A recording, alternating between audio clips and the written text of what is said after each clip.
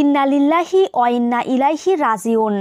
ইসলামী প্রজাতন্ত্র ইরানের president Ayatollah Seyed Ebrahim Raisi ও পররাষ্ট্রমন্ত্রী হোসেন আমির আবদুল্লাহিয়ান হেলিকপ্টার দুর্ঘটনায় শাহাদাত বরণ করেছেন।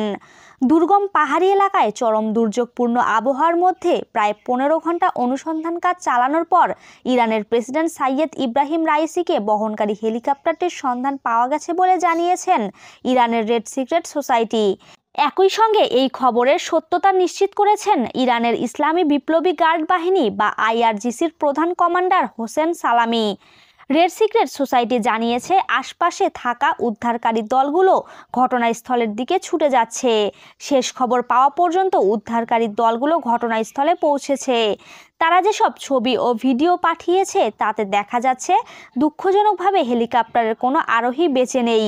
গতকাল রোববার আজারবাইজানের সীমান্তবর্তী এলাকায় দুই দেশের যৌথভাবে নির্মিত একটি বাঁধ উদ্বোধন করতে যান ইব্রাহিম রাইসি। সেখানে আজারবাইজানের প্রেসিডেন্ট ইলহাম আলিয়েভও ছিলেন।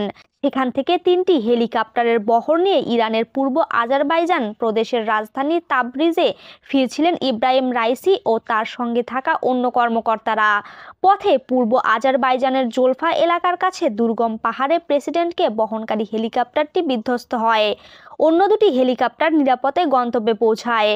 হেলিকপ্টারটিতে যারা ছিলেন, ওই হেলিকপ্টারে প্রেসিডেন্ট রাইসি ছাড়াও পররাষ্ট্রমন্ত্রী হোসেন আমির আবদুল্লাহিয়ান, পূর্ব আজারবাইজান প্রদেশের গভর্নর মালেক রাহমাতি এবং এই প্রদেশে ইরানের সর্বোচ্চ নেতার মুখপাত্র আয়াতুল্লাহ মোহাম্মদ আলী আলে হাশেম ছিলেন।